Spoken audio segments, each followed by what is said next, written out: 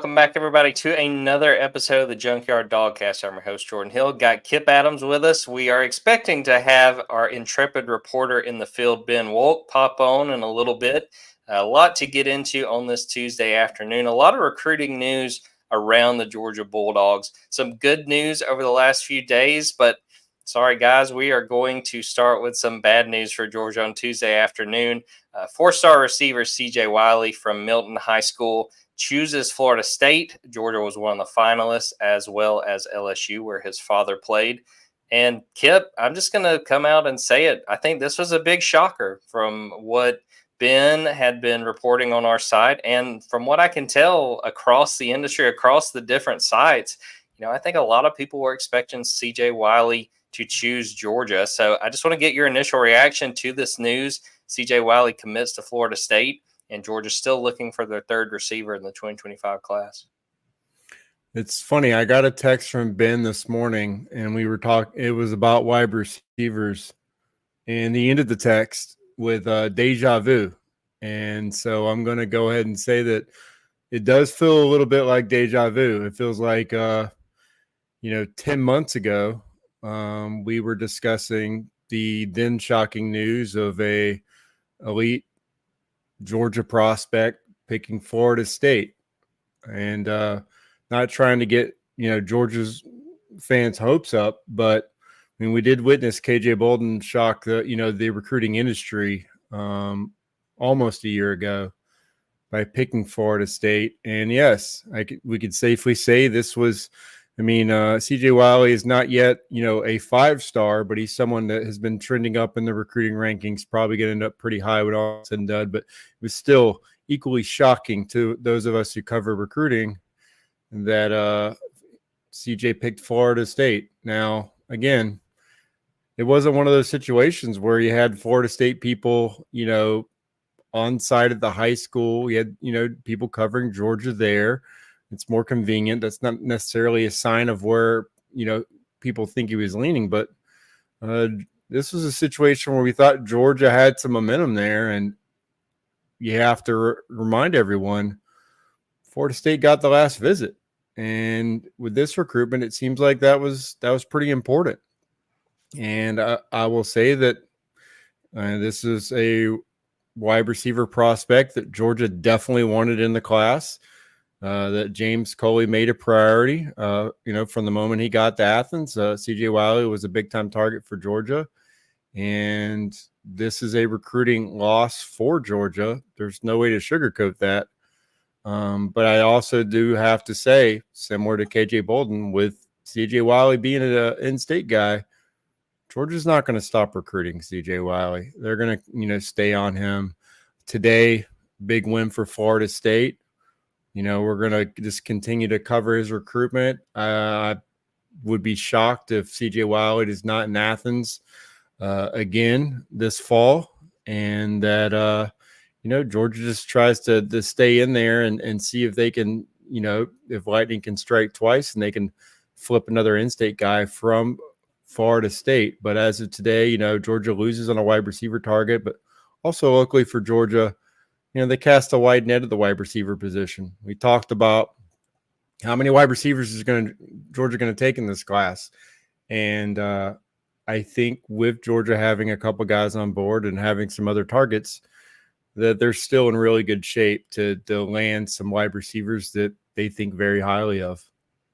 Yeah, for sure. I mean, the fact that we were talking about, they might get 5 receivers in this class, maybe that doesn't come to pass now that this decision has been made. But, I mean, they've still got a lot of options still out there, and I expect that they're going to pursue some of them. And as you said, Kipp, I think they're going to keep recruiting C.J. Wiley. That's one of the things after K.J. Bolden signed, something Kirby talked about was like, when these kids commit, that doesn't mean a whole lot. They haven't signed anywhere, so we don't stop recruiting them. We don't stop talking to them. So, again, you got to give Florida State a lot of credit that they landed C.J. Wiley. I don't think this thing is done yet, and we've learned that. And even going back to last year, I was really of the belief, well, K.J. Bolden's committed to Florida State, and Georgia's going to try, but, I expect he'll wind up with the Seminoles, and, Georgia worked their magic, and I'm sure they're going to do their best to do that with C.J. Wiley as well. But, again, Georgia's got a good foundation at receiver right now with Thomas Blackshear, Taylon Taylor having him as well. I mean, it's not dire. This would have been a big win. A guy that's a 4-star. Some people think, in the updated rankings, he'll eventually, push for a 5-star. I mean, he's a guy that's very talented. But Georgia is not in a situation where they need to panic. Again, I think they're number 4 in the nation with this 2025 class, which about a month ago they were probably 12 or somewhere in that 12 to 15 range. So they're sitting pretty. This is obviously a situation where it didn't play out the way they wanted to, but I think they are going to keep recruiting CJ Wiley really hard. And give credit to Florida State. I mean, getting him. Again, we'll see how it plays out. But I think about, last cycle, or I think that might have been 2 cycles ago with Hakeem Williams. That was another guy that Georgia really, really wanted. Florida State has done a very good job with the receivers. But again, I don't think it's a time for Georgia to panic. Again, understanding that we are still in June. There's still a long ways to go, not only with CJ Wiley, but a lot of these other targets that are still on the board. Yeah, I think you look at some of the guys that have impressed in camp. You start thinking about, okay, where's Georgia going to go at the wide receiver position? You have to remember that they had several guys that impressed the coaching staff. We've talked about Landon Rolden, the North Oconee wide receiver, who ran a 4.38 and 4.42 40 time in Athens during the workout. Those are the times that Georgia had for him, not the times that a coach or a parent would give out. Those are the times that the Georgia coaching staff had for them. You can't ignore that kind of speed, and Georgia didn't. They've since made Landon Rolden a priority, and I think that's a guy that you can go ahead and project in Georgia's class as of today to be one of those wide receivers, along with the guys you already mentioned. And then a guy that really hasn't been talked about enough with this class for Georgia is Tyler Williams from Armwood in Sefner, Florida. A guy that, again, his film, to me, I look at the ranking and then I look at his film, and I can go ahead and tell you without having seen him in person that the two things don't match. I think he made big time plays against elite high schools as a junior. Right now, I think he's rated as the number 100 wide receiver. I feel pretty confident saying that, based on that film, that he's probably a little bit higher on a lot of schools' boards. But this is a guy that Georgia got on an official visit, and I think that was an eye-opener for him. And I think now this is a guy that Miami had projected in their class, and that coaching staff felt great about. And now I think that he's a guy that I would project in Georgia's class as well, with a decision probably coming pretty soon. These are guys that were wanting to secure those wide receiver spots in Georgia's class. And I think, again, we've mentioned it multiple times, but I think that Georgia is going to continue to hold a spot, if not 2 spots aside every cycle for the transfer portal. It's by far the easiest position to, really supplement the talent on your roster at. And Georgia's used spots in several cycles on transfer wide receivers. I think they're going to continue to do that. So I think overall this wide receiver position, maybe it becomes 4 wide receivers. We'll see what happens with the recruitment of Travis Smith, another guy that's planning on making a decision in the near future, I believe next month. Tennessee and Alabama also involved in his recruitment. But I think right now Georgia is still projected to get the 4 wide receivers that we've kind of talked about, with the potential to add, whether that's Travis Smith, whether that's continuing to recruit CJ Wiley or going to the transfer portal. I don't think that the Dogs are going to be hurting at the wideout position this time next year. Yeah, I think you hit the nail on the head. I made sure to go over on the Junkyard and sort of make that point, which someone else had brought up. But you don't want to miss at any position. But Georgia's proven in the last few years, they can withstand if they're high school receivers. They don't sign a bunch of them. They have done a very good job of going and picking out of that portal. Well, we're going to talk about some of the good news from earlier this week for Georgia. And Kipp, let's start with the biggest one. 5-star edge Isaiah Gibson commits to Georgia. Seemed like this thing was trending in that direction for Georgia. Gibson had been committed to USC. backs off of that pledge to the Trojans, and then earlier this week decided he is going to be a Dog. So, Kipp, what do you make of this addition for Georgia, getting one of the top edges in the country? He is now the number 2 player committed to Georgia in the 2025 class behind just Zayden Walker. What do you make of Isaiah Gibson choosing the Bulldogs? And obviously, it's huge news. I think the edge position was one that Georgia really needed to load up on this cycle. And I think if you're the Georgia coaching staff right now, you have to be ecstatic adding a guy like Isaiah Gibson to the class. I think overall, you'll get a guy like Mykel Williams who could play multiple positions in Georgia's front and be disruptive. Isaiah Gibson's got that same frame. I think that he really excels at just disrupting the quarterback.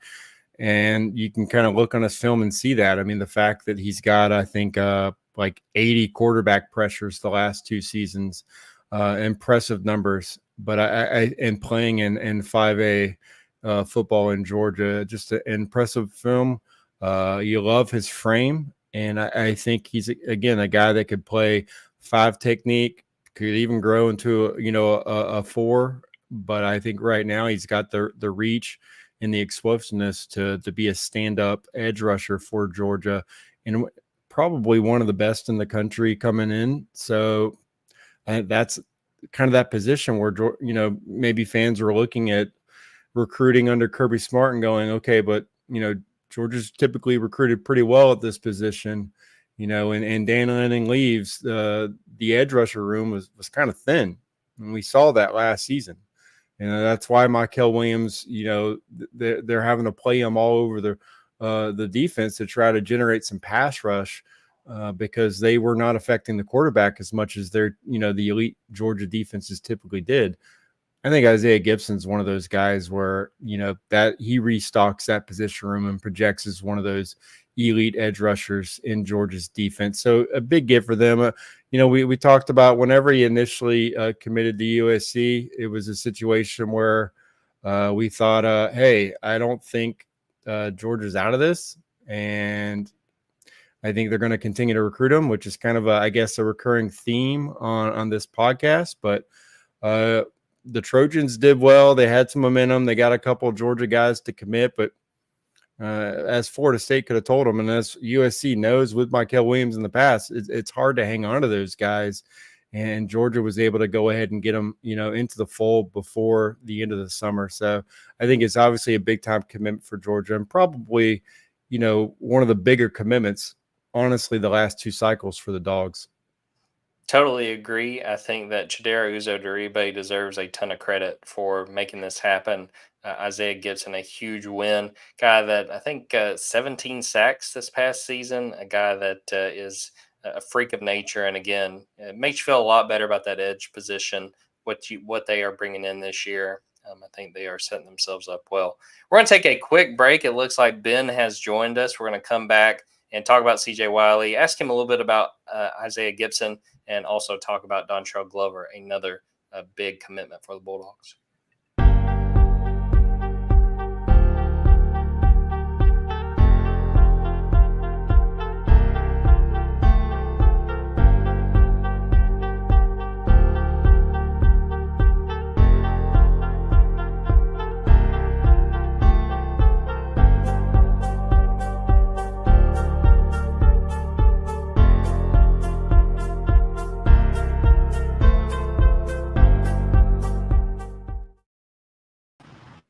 Feel like I'm at a news station throw into the field. Ben, can you hear us? What does it look like? How's everything going there at Milton High School? Yeah, well, you all sound great. I'm more concerned about how I sound, and I guess how everything's going at Milton High School sort of depends on what side of the line you just ended up on. But yeah, I'm as surprised as probably just about anyone with what just went down at Milton High School. Well, tell us what you learned. Again, it seems like the consensus across the board was everyone was expecting CJ Wiley to pick Georgia. But what did you learn out of this ceremony, and why CJ Wiley decided to commit to the Florida State Seminoles? Well, I think, and these are all lessons covering this that you probably should learn as well. But I mean, there was a confidence on the Georgia side really the last couple of months. And I think that once they'd gotten him on campus for a couple of visits, got him in on the official visit. Really before that official visit, I think that there was a sense of confidence that Georgia was likely to be CJ's choice.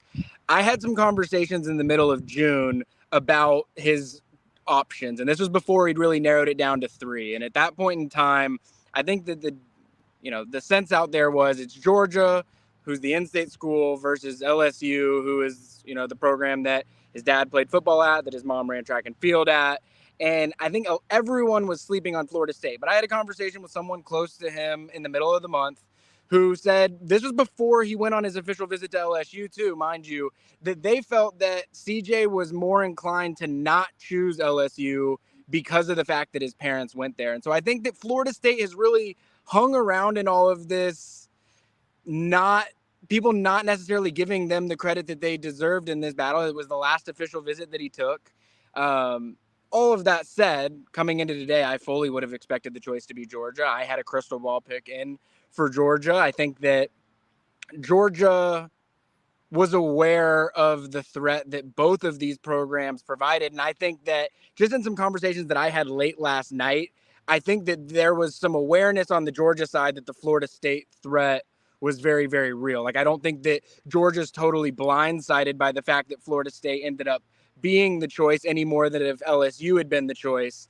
I just think that, this surprised a lot of people. I mean, even talking to the 24/7 writers on the Florida State side, they seem to think that Florida State was pretty surprised by the result of this as well. And so this is not a recruiting battle that's going to end anytime soon. I mean, before I got on here, I heard Kipp talking about the way Georgia handled Justice Terry's recruitment and Isaiah Gibson's recruitment, and that's not going to change with CJ Wiley. There's even a little bit of deja vu here. I feel like summertime surprise commitment to FSU that people weren't necessarily expecting. That happened with KJ Bolden a little bit later in the cycle last year. Could it happen again with CJ Wiley? It's too early to say, but he definitely left it open that he would probably take some more visits to Georgia and that he's going to let Georgia and LSU continue to recruit him. So by no means is this we're never going to talk about CJ Wiley situation again. That said, huge recruiting win for Florida State. However it turns out, the fact that it played out this way on June 25th surprised a lot of folks. Aside from Georgia still pushing, to try to make CJ rethink his decision, what do you expect comes next for Georgia at receiver? We've talked about they've already got 2 receivers in this class. With him committing to Florida State, is there anything you're watching specifically with receiver? Well, we talked about this last week, and we talked about the fact that Georgia could potentially take 5, and that I never would have seen a world where they were taking 5, and that the way everything was playing out, it seemed more and more likely. Well, just in that week, since we've talked about that, CJ Wiley has committed to Florida State. I think that the vibes aren't necessarily as high with Travis Smith, though you have to wonder, how does a decision like this impact the way that Georgia recruits Travis Smith these last 2 months as well? Landon Roldan is a name that we've mentioned a bunch, local high school product, really good player, had put up 4.4 40 times, great baseball player, great football player, someone that I think will make a decision relatively soon, and it really is Georgia versus Georgia Tech, and I would be surprised if that doesn't play out in Georgia's favor, though I'm saying that, less than 2 hours, less than an hour removed from being surprised by another wide receiver commitment. So those are the things that I'm really looking at. The thing that, I became aware of this morning that I wouldn't necessarily, I put out a mock class this morning that only had 4 wide receivers in it, and CJ Wiley was one of them. He's no longer in that. I think that Georgia's going to get some good wide receiver news sometime later this week. I want you to subscribe to Dogs 24/7 because I'm doing a little bit more digging on that on my end before I put anything out there. But subscribe to Dogs 24/7. I do think there's a possibility for some good recruiting news at wide receiver tomorrow. And I don't think that this was a replacement plan for CJ Wiley. I think it just turned out that way, that Georgia got some good news from somebody that they maybe weren't expecting in the class. They might now be expecting them in the class. And it just so happens that CJ Wiley was committing the day before he was going to go public with it as well. So again,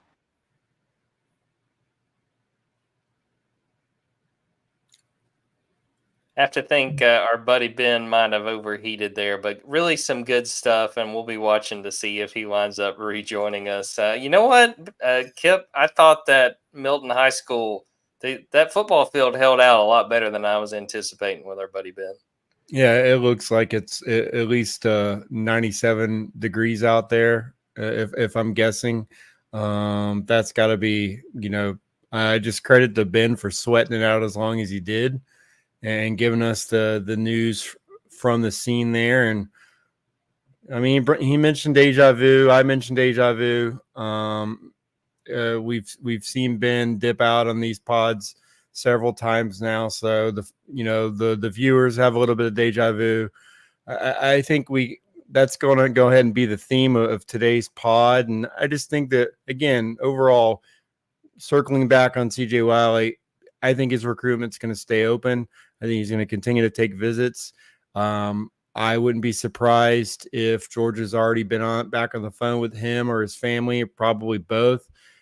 And for any of you guys who may have watched, a streaming of his announcement, it's pretty clear that I think everyone in that setting was surprised by CJ's decision. And I have to actually give credit to CJ. You hear the statements, the world will find out, or I haven't told anyone yet. And honestly, lots of people usually have been told, whether it's the family, whether it's the coaching staff, maybe, reporters and journalists as well, already have everything ready to roll.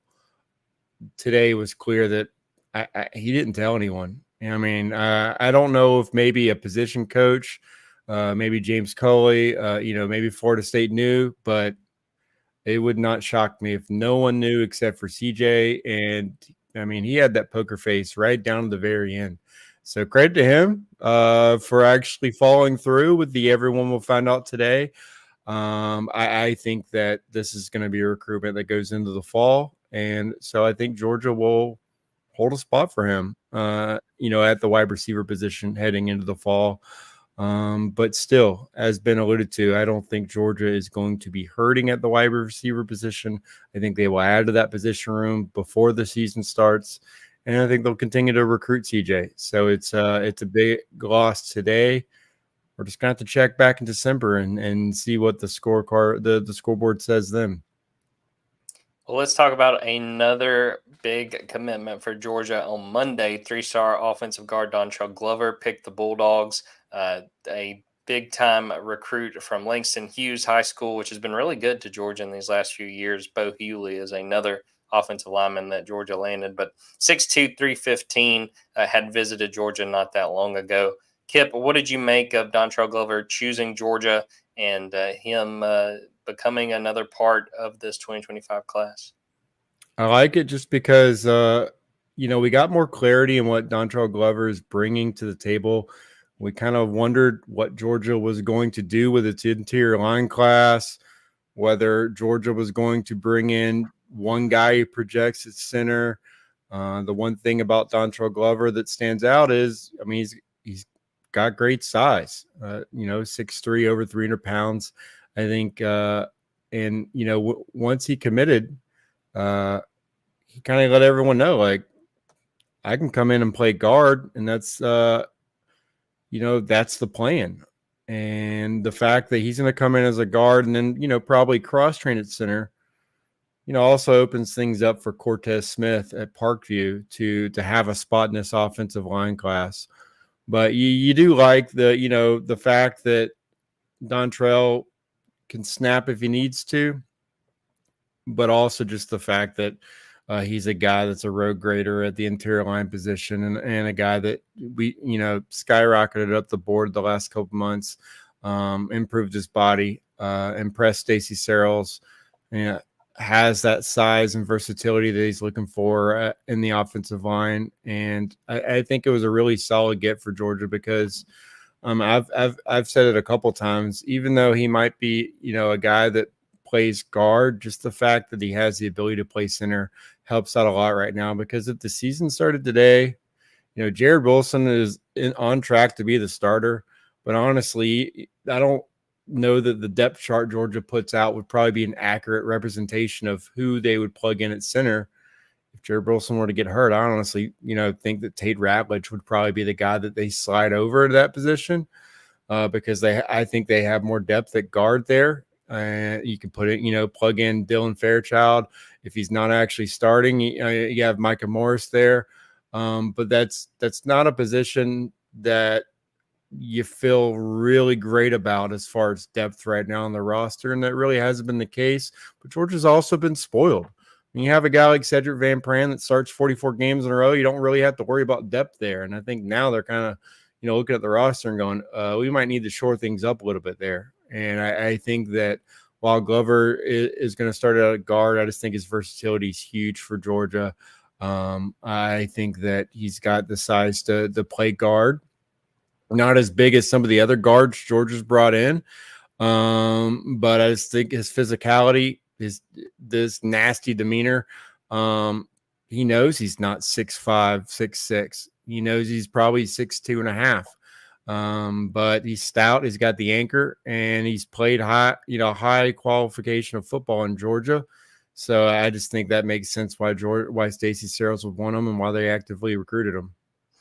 Yeah, Glover visited Georgia back on June 7th. He's been playing left tackle at Langston Hughes, so you talk about that versatility, very useful. And saw in the comments, Craig Lawson mentioned Drew Bobo as another guy that you look at from the center depth, so that's definitely important. Speaking of important, our man Ben Wolk is back with us.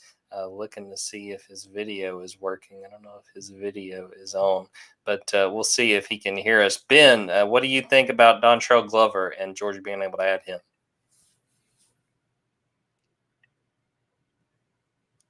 I mean, I was just about to say the same thing, to be honest with you. So, like his thoughts. I think he knew that Kipp said everything that needed to be said, and that's definitely got to be something to be proud of there, Kipp. Let's talk just briefly about this past weekend for Georgia, because this is a very important visit weekend because of the upcoming dead period. During that dead period, cannot have in-person contact with recruits. You can still communicate, but you can't talk in person. Just how important, Kipp, do you feel like this weekend was just for getting some more guys on campus, having that face-to-face time, and understanding that, basically for the next month, it is nothing in person as you look to, trying to continue building these relationships in the 2025 class and beyond. Yeah, I mean, the Georgia coaching staff, I mean, they clocked out, and they were on various beachfronts across, America, probably the world right now. That was could not come too soon for them. They had over 50 official visitors, over 60 really, if you include the end of May. It's been a whirlwind month for them, basically a full cycle of recruiting for Georgia in a matter of 30 days. They have had 59 official visitors already. And there was a time when, again, that would be the whole cycle. So basically that's Georgia just had its signing day run up. And so I think this last weekend is always interesting because you have some guys, that shuffle around visits.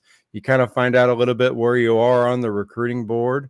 And I think there's some guys that emerged from this last weekend that now at this point we're looking to see there might be some surprise additions to Georgia's class. And we've already talked about the wide receiver position, Landon Rolden, Tyler Williams, two guys coming off those Georgia officials. I feel pretty good about those guys being in Georgia's class. But then you start to look at the cornerback position. I mean, it's been complete, I don't want to say mystery, but that defensive back board has been the hardest one to crack by far, having two new secondary coaches on staff and Dante Williams, Travaris Robinson, resetting everything. I'm really watching both of the cornerbacks that just visited Georgia. I'll start off with Chris Ewald. He was a guy that took an unofficial visit. If you remember back at the beginning of the year, visited Georgia as a Michigan commit and then immediately decommitted. And so you kind of thought, oh, let's go ahead and protect this guy in Georgia's class. That's kind of an eye-opener. Since then, you've had Miami kind of emerge as the favorite in his recruitment, and he's been a guy that they've projected in their class for weeks, if not months, because he's a Chaminade Madonna prep kid, right down the street in Hollywood, Florida. They've made him a priority. now coming off this official visit with Georgia, I think that it's probably a coin flip if I'm projecting it right now. And that was kind of an interesting move because a month ago, Chris planned on giving Georgia that first official visit in June, but Georgia switched it. We're talking about how Florida State getting that last official visit with CJ Wiley may have had a huge impact on his decision. Seems like it did. Well, now Georgia has a chance to, land a top cornerback prospect by kind of flipping the script a little bit with the official visit schedule with Chris. So it's always interesting to watch. Should you get the first official visit? Georgia usually brings all those big targets in that first weekend. But here we are looking at now, should you get the last official visit? And I think this is a situation where Georgia could add him to the class. He's announcing his decision, I believe, on Thursday. So I don't project him to Georgia right now, but I just think I don't think if you're Miami, you feel good about it. And we've seen what happens whenever you don't know for sure whether you're getting a player or not. And then the other cornerback is Shamari Earls. Ben's talked about him a lot. He's a South Carolina verbal commit as of now. I don't know if the Gamecocks are really going to be able to hold on to him. He's, taking that official visit to Georgia. I think Georgia's kind of made a move there. I think he's a guy that Georgia really likes. And I think you look at the size, you look at the track times for him, it's easy to see why Georgia will like him. He looks to be an elite athlete and honestly looks like exactly what Georgia recruits at the cornerback position. A guy that's 6'2", 180 pounds, is a indoor state champion in the long jump, has, outstanding 100 and 200 times as well. That sounds like that how Kirby would dial up his DBs, and a guy that's also just physical at the line of scrimmage and disrupts routes. So he's a guy that Georgia likes a lot. I could see why, and I think that that's a guy that at this point I would probably project in Georgia's class, but he hasn't made, any final decision plans or any announcements on when he might make that decision. But I think right now I like where Georgia is with him, and I think that could go a long way towards answering Georgia's questions at that DB position moving forward. All right, we're going to try this again. Ben has moved to the car. I just want to give you the shout out for continuing to try. Ben, I want to start with what we were just talking about this last weekend for Georgia. What have you learned about the guys that visited, and did anything stand out to you about that weekend of visits? Well, for starters, I want to give the shout out to people that are listening to this whenever I'm on the road. If you put up with me and the episodes that we do when I'm on the road, you're the real trooper. I appreciate you for that. If I do cut out again on this one, I'm probably going to be just out, but I'm hoping that's not going to happen now that I've changed venues. Looking at last weekend, obviously the big news from last weekend has already happened with Isaiah Gibson coming on that unofficial visit and quickly making his decision to commit to Georgia. Georgia did a great job. You guys were talking about this when I first hopped on. Chidera Uzo-Duribe deserves all the credit for, one, the relationship that he built in the first place, and then two, just the stick-to-itiveness to overcome the USC side of things that came as a real true shock. And if there's any, silver linings to take from the CJ Wiley situation today, it's that Georgia almost takes it as a challenge, a personal challenge, when you get a guy that they were not expecting you to get, that they thought that they had done a really good job with. And I think that's what happened with Isaiah Gibson. I'll be interested to see if that happens with CJ Wiley as well. But, to me, those were, the big things that came out of it. Obviously, Dontrell Glover had been earlier in the month, but knowing that Monday decision was coming, that went the way that I think everyone's been expecting it to for a while. Someone that I am, I'll just mention two guys that I think I'm intrigued by the move that Georgia made. Wide receiver Tyler Williams, he's from Tampa, Florida, and then a defensive back from the Murfreesboro area, Jalen Morgan, are two guys that were on official visits this past weekend that I think Georgia has quietly stayed in the mix for, and they've quietly, maybe not always been a leader, but they've been way up there. And I think, these next 2 to 3 weeks is really where the recruiting goes down. Like, using CJ Wiley as a reference point, he got back from Florida State on Sunday. I know that he was in contact with Georgia, LSU, and Florida State coaches, and that those 3 coaching staffs were reaching out to everybody in CJ Wiley's world over the last 48 hours, trying to figure out exactly what was going down.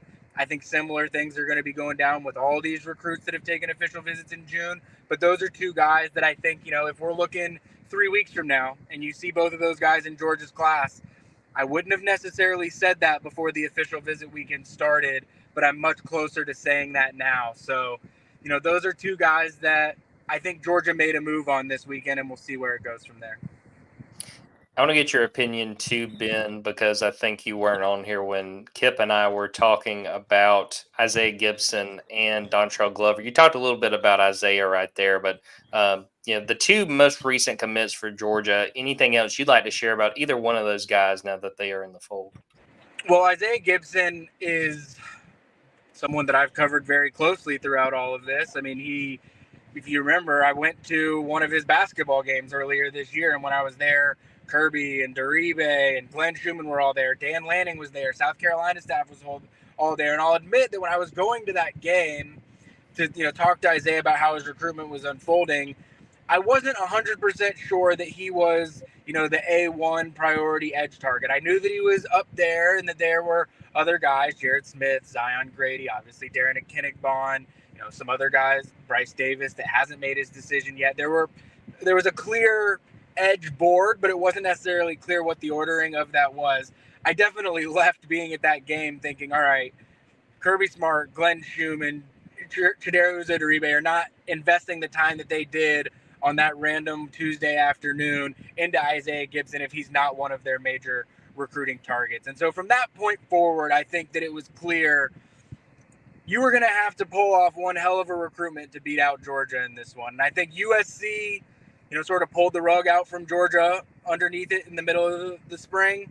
That was always going to be short-lived. I think that Tennessee and Auburn probably were always going to have a better chance to be real threats to Georgia than in USC. And ultimately, coming off of his official visit at the beginning of June, I think everybody thought going into that visit, he might come on that visit to Georgia and flip. And when that didn't happen, I think that the sentiment coming out of that was, is he going to make a decision quickly? And I think Georgia almost wanted him to operate in good faith and step off of that USC commitment so that they could get confidence that things were, in fact, moving in the right direction. And so when he didn't decommit coming off of that visit, I think that there was some anxiety that rose at Georgia.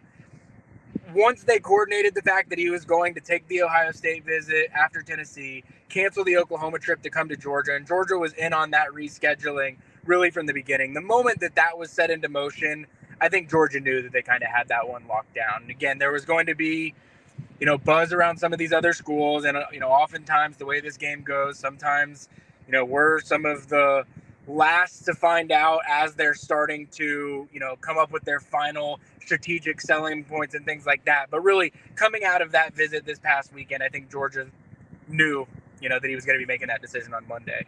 With Dontrell Glover, he's just a nasty offensive lineman. He used some colorful language. His high school football coach used some colorful language when describing his game to me. And I'm not going to use that language on here because I don't want to get us kicked off YouTube, and I don't know what we're allowed to say and not. But the general sentiment of it was Dontrell Glover is mean. Dontrell Glover is nasty. I think the PG version of the quote that his coach used was, he's the meanest football player that I've ever been around. Again, you can take some liberties to figure out where some of that colorful language might have come in there. But the point of it being, he is exactly the type of offensive lineman that Georgia recruits from a mentality standpoint. He might not be 6'7", 320, 340 like some of these other Georgia offensive linemen have been. But when it comes to how he's wired and that he wants to just dominate the man in front of him, he's exactly the type of guy that Kirby Smart and Stacey Searles will want. And really, these are the times where some of the people that follow us might roll their eyes because there are certain situations where these things play out well in advance. And Dontrell Glover was letting us know as far back as the G-Day game that he was going to end up in the Georgia class. And you always wonder, recruiting gets weird, and we know how the NIL world has changed things last minute. You always wonder if things are going to change or not, but he's one that once he knew that he was going to be in Georgia's class and he let Stacy Searles know that he was going to be in Georgia's class the week of G-Day, there was really no coming off of that for him. He was going to be Georgia all the way, and I ultimately think that's the reason why he decided to cancel it for July 1st, move it up a week to June 24th, because he just figured, what's the point in taking one more visit? What's the point in dragging this out an extra week? I've known where I was going to be going for a couple of months now. Let's just lock it in so everybody can know. You talk about that tenacity. That definitely has to have you excited about an offensive lineman, the way he plays and that attitude. Ben, I want to let you dip because I know you have a long drive ahead, but is there anything else you want to throw in there? Anything else you want to add before we let you go? Just because Georgia missed on C.J. Wiley, there's going to be plenty of news over these next few weeks. I mean, I think it does, and I'm going to do some digging on this tonight while I'm on the road as well, but it does change the landscape of wide receiver recruiting to an extent, just because of everything we've talked about for the last week with, is it 4, is it 5? You know, when we were talking about this last week, we mentioned the 2 guys they have committed. We mentioned C.J. Wiley, Travis Smith Jr., Jarrell Boulder, Landon Roldan. I talked about Tyler Williams, maybe Georgia making a little bit of a move for him here late as well. So you look at those 7 wide receivers, you know, last week I said I would feel like it was trending towards 5. With C.J. Wiley's decision being what it is, I feel like it's trending towards 4, but I also know that Georgia's going to have a spot for C.J. Wiley in the end, regardless if he ever wants to come back into the class. So it might be a 4 now and 5 later type of situation, or it might just be a 4 now and 4 later and they pursue the portal. So fascinating what it means for wide receiver recruiting, but I really don't think, as much as it might feel this way, I don't think it should be a end of the world type of miss for Georgia, because there are a lot of good receiver options still out there. All right, Ben. Godspeed. Thank you very much for popping on. Yeah, appreciate you, and appreciate the listeners again. Y'all are troopers for listening to me during these episodes. Kipp, a couple of quick things before we close out this episode. I want to get your opinion on something that was released on Tuesday. EA Sports puts out its top 10 toughest places to play as we continue the countdown to College Football 25. For anyone who missed this, I'm going to run through the list really quick. Texas A&M's Kyle Field, number 1. Alabama's Bryant-Denny Stadium, 2. Tiger Stadium for LSU, 3. Ohio Stadium, Ohio State, 4. Sanford Stadium, Georgia Bulldogs comes in at number 5. Then you have Beaver Stadium with Penn State, number 6. Camp Randall Stadium with Wisconsin, number 7. Oklahoma Memorial Stadium, number 8 for Oklahoma. Doak Campbell Stadium for Florida State, number 9. And then Ben Hill Griffin Stadium, the Florida Gators, coming in at 10. Did anything on that list surprise you? Were there any teams you thought were a little too high, a little too low? What did you make of EA Sports' top 10 toughest places to play? My first reaction is, I wonder what game or when EA Sports went to Kyle Field. I know we didn't go because Georgia's never been there, so we wouldn't know. But I'll just take their word for it. I haven't really seen that kind of atmosphere. I know that if you're just going based off, capacity, I get it.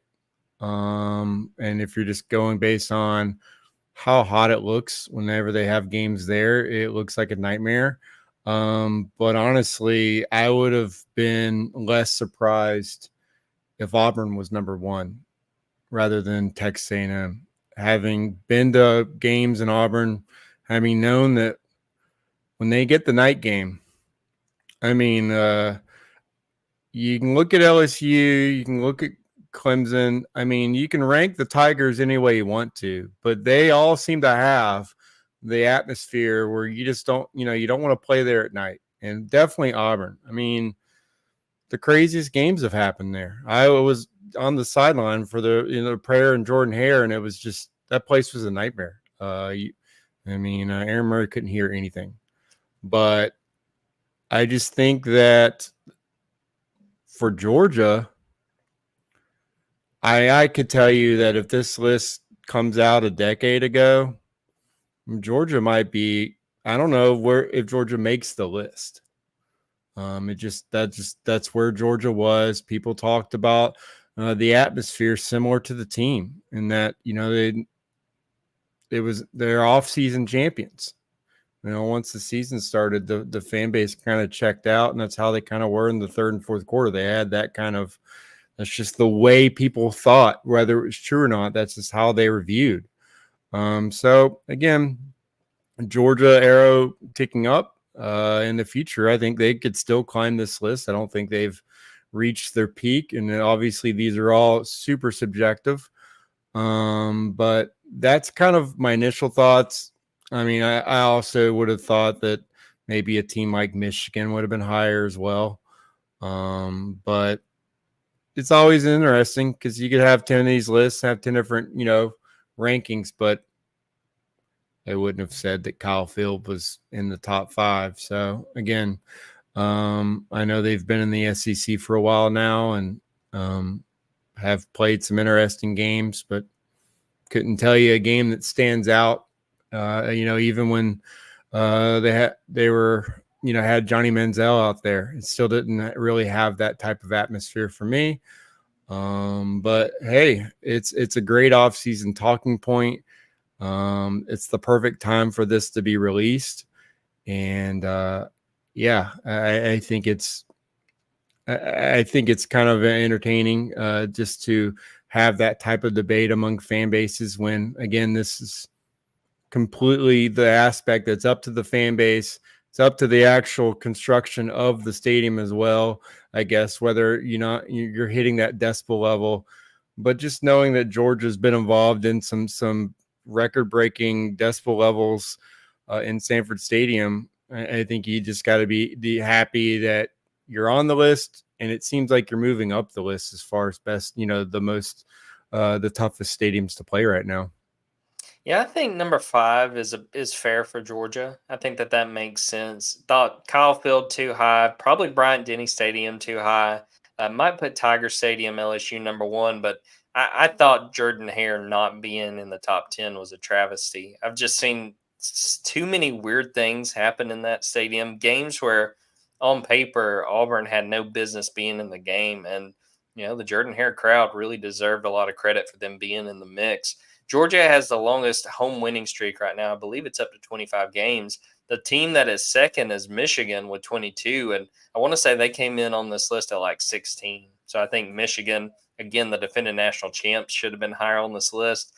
Surprised by Oklahoma. I don't know if I've ever heard someone talk about how hard it is to play in Norman, but maybe I'm just missing them. Maybe I'll learn that in these next couple of years now that they join. But yeah, it's I would have reworked this list quite a bit, and I saw that in the hours since they put that list out. I swear I thought they were going to wait until Wednesday to put out like, hey, here's some more in-depth stuff about the game, but I swear I think they pushed that up a little. They said, they are not happy with this list. Let's go ahead and give them something to get excited about.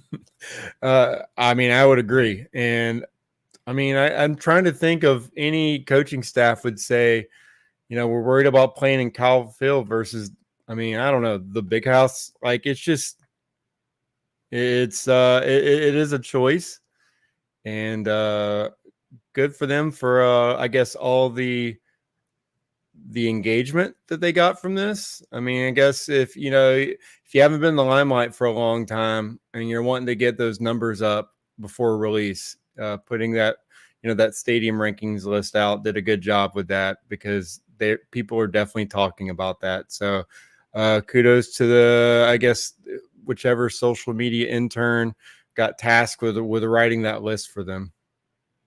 All right, Kipp, final thing before we end this episode. The NBA draft will get underway on Wednesday night. Your Atlanta Hawks have the number 1 pick. Now, I'm going to ask you, what do you want the Hawks to do at number 1? I'm not asking for a prediction on what they are going to do. What do you want to see happen with the Hawks starting off the draft on Wednesday night? Well, the news has come out this week that Alex Sarr declined to work out with the Atlanta Hawks. And most have since reported the last couple of days that he and his camp prefer Washington Wizards, who have the number 2 overall pick and, have played in as many conference finals in our lifetime as you and I combined. So, wanting to play with the Wizards is a play. I know that the Hawks have Jalen Johnson as of right now. They have a couple centers on the roster in Clint Capella and Okongwu. But if I'm the Hawks, and I take the best player in the draft, you have the number 1 overall pick for the first time, your modern franchise history since the lottery. And if you have Alex Sarr as the best prospect, which I kind of do, just because you got to go for the unicorn. You got to take the guy who has a chance to be an elite player and has that ceiling. And he is the prospect in this draft that checks off the most boxes as being an elite player. So it doesn't matter whether he wants you to draft him or not. We have seen it before. Evan Mobley told the Cavaliers not to draft him.